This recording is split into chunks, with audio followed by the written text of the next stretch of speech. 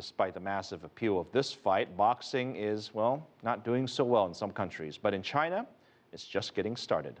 Lionel Donovan takes a look at the sport's rise on the Chinese mainland.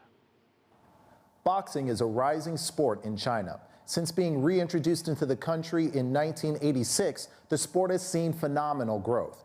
The gold medal performances of Zhou Shiming in the 2008 and 2012 Olympics have also brought the sport into the limelight. So how did boxing develop in China? And is it capable of becoming a cash cow like it is in the U.S.? Zhou Shiming is a boxing icon in China, who not only shined in the Olympic Games, but also in the professional circuit. He went pro in 2013 and received his sponsorship just 2 months later.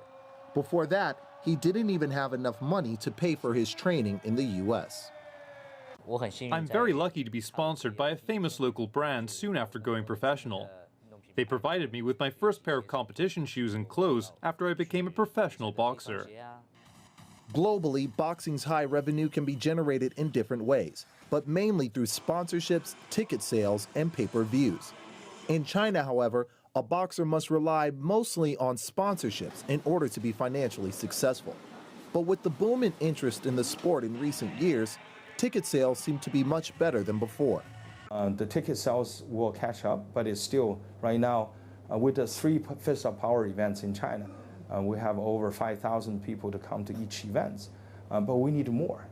For example, the fight of the century, ticket sales alone is over $70 million, but in China, I'd be happy with 7 million RMB. A big opportunity for profit that China has never touched on before is pay-per-views, a key factor in the boxing business model in many countries. That's a huge income that's currently not available in China, because in China there's no pay-per-view. So even for TV rights or media rights sales, because boxing is still at the development stage, we can't demand a large licensing fee today to support it. But many believe China has a huge market for boxing, based on the country's massive population and rising interest in the sport. But there needs to be a way to promote the sport effectively in order for it to gain traction.